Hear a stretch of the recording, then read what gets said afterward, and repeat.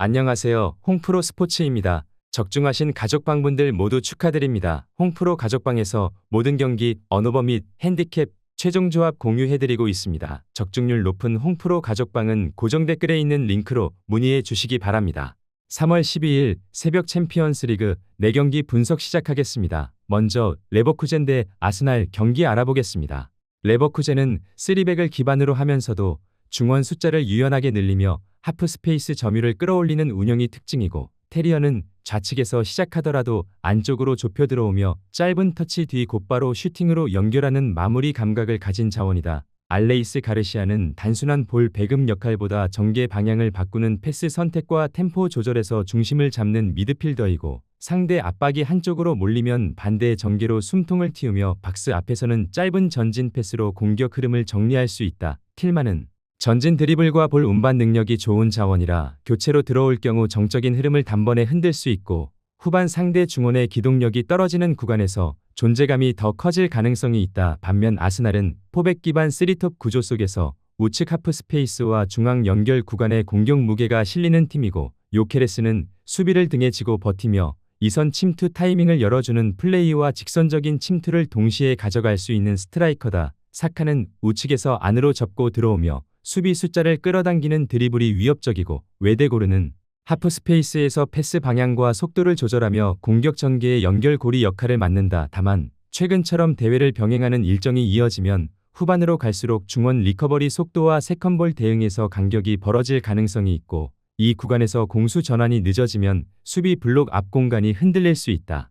레버쿠젠은 알레이스 가르시아의 템포 조절과 테리어의 박스 근처 움직임을 바탕으로 하프 스페이스를 활용해 공격 흐름을 만들 수 있고, 후반에는 틸만의 전진 드리블과 침투까지 더해지며 공격 템포를 끌어올릴 가능성이 있다. 아스날은 요케레스와 사카, 웨데고르를 중심으로 공격 파괴력은 충분하지만 일정 부담이 이어진 흐름에서는 후반 중원 리커버리 속도와 세컨볼 대응이 흔들릴 여지가 있어 경기 후반 흐름이 레버쿠젠 쪽으로 기울 가능성이 있다. 레버쿠젠 승리를 추천합니다.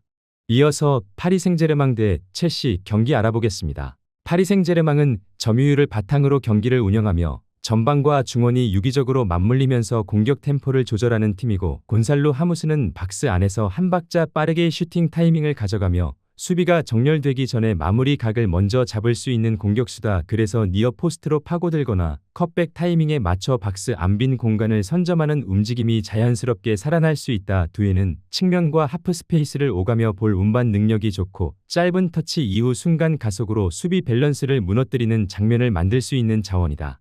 또한 직접 돌파뿐 아니라 오프 더 볼 움직임으로 하프 스페이스를 파고들며 다음 패스 길을 열어주는 장면도 자주 나타난다. 파비안 루이스는 중원에서 좌우 전환과 전진 패스를 섞으며 공격 템포를 조절하는 역할을 맡고, 갑작스럽게 전개 속도를 끌어올리며 수비 간격이 벌어지는 순간을 만들어낼 수 있다. 그래서 파리 생제르맹은 단순히 공을 오래 소유하는 팀이라기보다 점유 속에서도 전환 패스를 통해 결정적인 찬스를 만들어내는 흐름이 자주 나타난다. 반면 첼시는 전방 개별 자원의 능력에 의존하는 장면이 적지 않은 팀이고, 델랍은 피지컬을 활용해 버티는 플레이와 직선적인 침투가 가능하지만 박스 안에서 고립되면 연계 흐름이 끊길 가능성이 있다. 콜 파머는 볼을 오래 소유하며 마지막 패스와 슈팅 전환을 만들어낼 수 있는 자원이지만 공격 전개가 한쪽으로 읽히는 상황이 나올 수도 있다. 엔소 페르난데스는 중원에서 전진 패스와 볼 배급 능력을 갖춘 미드필더지만 최근처럼 수비 전환이 느려지는 흐름에서는 팀 전체 간격이 벌어질 수 있고, 공격이 끊긴 직후 레스트 디펜스 정렬이 늦어지면 하프 스페이스 공간이 쉽게 열릴 가능성이 있다.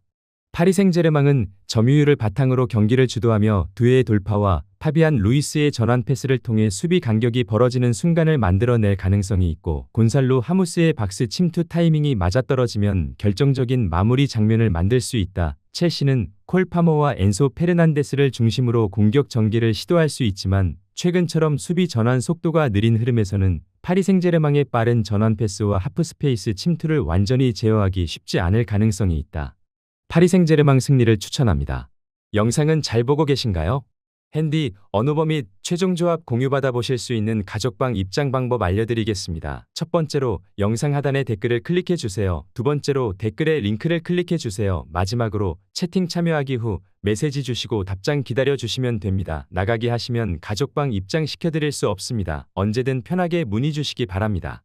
이어서 레알 마드리드 대 맨체스터 시티 경기 알아보겠습니다. 레알 마드리드는 전방 개별 자원의 재능은 여전히 위협적이지만 최근 흐름에서는 팀 전체 수비 간격과 세컨드 라인 조정에서 불안한 장면이 반복되고 있다. 호드리구는 좁은 공간에서 방향을 틀며 빠르게 슈팅으로 연결하는 감각이 좋은 자원이고, 비니시우스는 좌측에서 폭발적인 가속과 돌파로 수비 뒷공간을 찢는 움직임이 강점인 공격수다. 귤러 역시 왼발을 활용한 세밀한 패스와 박스 근처에서의 전개 능력이 있지만 문제는 이런 전방 재능이 팀 전체 안정감으로 이어지지 않는다는 점이다. 특히 세컨드 라인 수비수들의 위치 조정이 매끄럽지 못해 하프 스페이스를 상대에게 먼저 내주는 장면이 나오고, 오프사이드 트랩 역시 라인이 동시에 맞춰 올라가지 못하며 정렬이 어긋나는 경우가 있다. 반면 맨시티는 점유율을 기반으로 하면서도 상대의 수비가 한 박자 어긋나는 순간을 집요하게 파고드는 공격 구조가 강점인 팀이다. 홀란드는 박스 안에서 위치 선정과 마무리 능력이 뛰어나 적은 터치로도 득점 장면을 만들 수 있는 공격수이고, 오마르 마르무시는 전방과 하프 스페이스를 오가며 라인 사이를 파고드는 움직임으로 수비 간격이 흔들릴수록 더 큰 위협을 만들 수 있다. 베르나르두 실바는 중원에서 템포 조절과 전개 패스를 통해 공격 흐름을 정리하며 상대의 수비가 정렬을 잃는 순간 전진 패스로 찬스를 만들어낼 수 있다. 레알 마드리드는 전방 재능으로 순간적인 공격 위협을 만들 수 있지만 최근처럼 세컨드 라인 커버와 오프사이드 트랩 정렬이 흔들리는 흐름에서는 하프 스페이스와 뒷공간 관리에서 불안이 나타날 가능성이 있다. 맨시티는 마르무시의 라인 브레이킹과 베르나르두 실바의 전개 조율, 그리고 홀란드의 박스 앞 마무리가 맞물리며 상대의 수비 균열을 공략할 수 있는 구조라 이 매치업에서는 맨시티가 흐름을 가져갈 가능성이 있다. 맨시티 승리를 추천합니다. 이어서 보데글림트 대 스포르팅 리스본 경기 알아보겠습니다. 보데글림트는 전방 압박과 중원 전진 속도를 동시에 살리며 박스 앞 숫자를 빠르게 늘리는 흐름이 특징이고, 회그는 수비 라인 사이를 비집고 들어가 반박자 빠른 슈팅으로 마무리하는 감각이 있는 자원이며, 하우게는 좌측에서 드리블로 전진한 뒤 안쪽으로 파고들며 하프 스페이스를 흔드는 움직임이 가능하다. 베르그는 중원에서 템포만 조절하는 유형이 아니라 상대 압박 간격이 벌어지는 순간 전진 패스와 드리블 운반으로 공격 전개 속도를 끌어올리는 역할이 크고, 홈에서는 탈압박 이후 전방으로 공을 꽂아 넣는 전개 속도가 살아나며 공격 흐름이 더 또렷해지는 팀이다. 반면 스포르팅 리스본은 전방 자원들의 개인 능력은 분명 위협적이지만 최근 흐름에서는 전방 압박과 2차 압박 간격이 매끄럽게 이어지지 않으며 중원 중앙이 비는 장면이 반복되고 있고, 이 구간이 열리면 더블 볼란치 앞 공간과 센터백 전면이 동시에 노출되며 박스 앞 슈팅 허용 장면이 늘어날 수 있다. 특히 공을 잃은 뒤 재정렬 속도가 일정하지 않으면 수비 라인이 뒤로 물러서며 중앙 간격이 벌어질 가능성이 있고, 이런 흐름에서는 상대의 전진 드리블과 하프 스페이스 침투에 흔들릴 여지가 커진다. 보데글림트는 베르그의 전진 전개와 하우게의 안쪽 침투, 그리고 회그의 반박자 빠른 마무리가 맞물리며 최근 압박 간격이 흔들리는 스포르팅 리스본 중원을 공략할 흐름이 비교적 또렷하고, 특히 홈에서는 탈압박 이후 전진 속도가 살아나며 박스 앞 위협 장면을 꾸준히 만들 가능성이 있다. 보데글림트 승리를 추천합니다.